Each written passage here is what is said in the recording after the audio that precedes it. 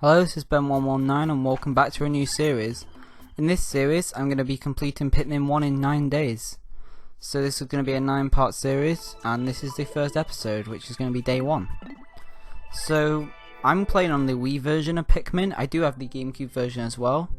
And I'm going to tell you the differences between the Wii and GameCube version. So the Wii version, you can throw Pikmin further, you can whistle Pikmin from further away. When you whistle Bomb Rock Pikmin, they don't drop their bomb rocks. Also in the Wii version there is a skip in Distant Spring that you're not able to do on GameCube version with the, I forgot what the part is called, it's one of the jet parts, you know, on the side of the ship. And you can also skip having to build this big bridge. Distant Spring's got a completely different route on the Wii version basically. C-stick throwing is different on the Wii version and the GameCube version. The Wii version is slightly different, basically, with the way Pikmin handle things. Like for example with pellets on the GameCube version, if you're near a Pikmin and you throw it on a pellet, the Pikmin will come back to you. So you have to disband them, but on Wii version they just pick up the pellet. I'm playing on the PAL version of the Wii, and the PAL version of Wii runs at 60 frames a second, like the NTSC version. But for GameCube, however, the PAL version on GameCube runs at 50 frames, so it is a lot slower. It's 5/6 of the speed.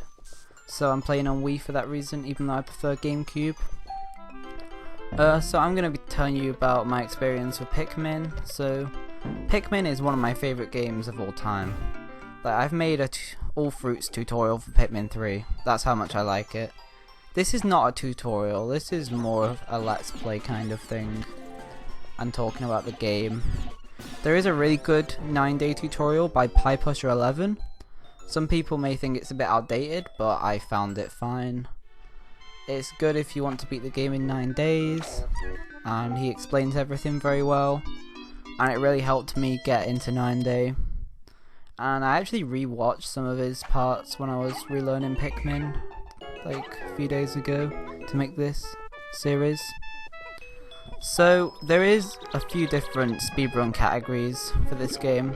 There is 9-day, 8-day, 7-day and 6-day. They're the main ones. There are probably people who beat the game in more days, but they're the main ones I'm going to be talking about. So 9-day, basically you do Impact Site in 1 day.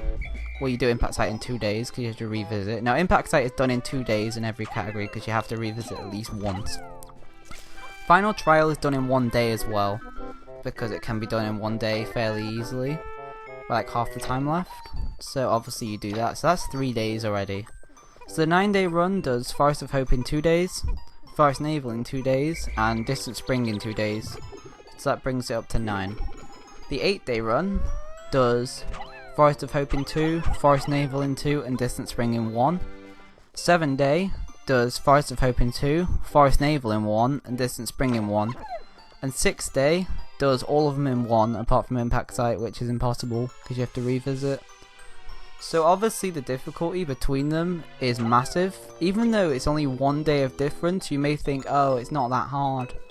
But the difference in 9-day and 8-day is massive, especially 8-day and 7-day, and 7-day and 6-day. There's people who have like, oh, 6-day has taken me months to get just day 2. Like, that's crazy how day 2 has just taken months. That's how hard it is. Because I know to do day 2 and 6-day you have to play pretty much flawlessly. I'm not doing 6-day because I could never pull off a 6-day. My PB is 9 days.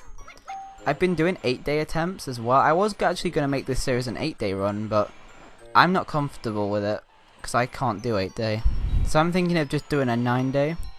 Maybe in the future I could update this series if I ever pull off an 8-day, and I will change the series around a bit to make it fit with it within 8 days. But yeah, this is 9-day for now. It's the one I'm most comfortable with. I've completed about 7 or 8 9-day runs, so I know what I'm doing. So the order I do the levels in is my idea, really. I know with 8-day it swaps around Forest Navel, because with Forest Navel you have to grow 90 blues to get to Distant Spring on day 4. Because when you get to Distant Spring on day 4 there are no snitch bugs. But sadly we're getting to Distant Spring on day 5 because of the routing. So there will be snitch bugs. But we have 2 days to do Distant Spring anyway, so it won't be a big deal. So I want to talk a bit about the community in this game. Even though the Pikmin community is really small, I think the Pikmin community is really dedicated to the game. Like, you got the Mario 64 and Mario Odyssey community, which has obviously got thousands of people and loads of top runners. With the Pikmin games, usually for each game there's only like 3 or 4 top runners. But even so, everyone else who runs the game is usually really dedicated and really loves the game. Everyone wants a Pikmin 4. When will Nintendo make a Pikmin 4? I'm just going to talk about Pikmin 4 and what people think. So, Pikmin 4, everyone wants it to come to the Nintendo Switch. But to be honest, I don't think it's going to happen. Like, that's the sad truth. I don't think a Pikmin 4 will ever happen. However, I think if they remastered Pikmin 3 or Pikmin 1, I'd prefer they remaster Pikmin 1, because Pikmin 1 could look much better. Pikmin 3 wouldn't even look that much better if they remastered it, because it already looks amazing. But it'd be really nice to have a Pikmin 1 remaster with the Pikmin 3 controls. So that would be good enough for me. The reason I didn't say Pikmin 2 is, believe it or not, I'm not a massive fan of Pikmin 2. I think Pikmin 2's gameplay is not as good because there isn't much collecting. All of it is caves pretty much. It's alright if you like killing enemies, but it's not really for me. I prefer time management in my Pikmin games. So you go, we're at the end of day 1. I'm going to be doing day 2 next, but with day 2 I'm going to be explaining the gameplay a lot more than I have here. I've not really explained anything here because it doesn't really need an explanation. So I'm going to be playing day 2 next, and day 2 will be a lot more tense. So I hope you liked this series. Please give it a like if you liked it, and subscribe if you're new around here. And make sure to watch part 2 when that comes out. Thank you for watching.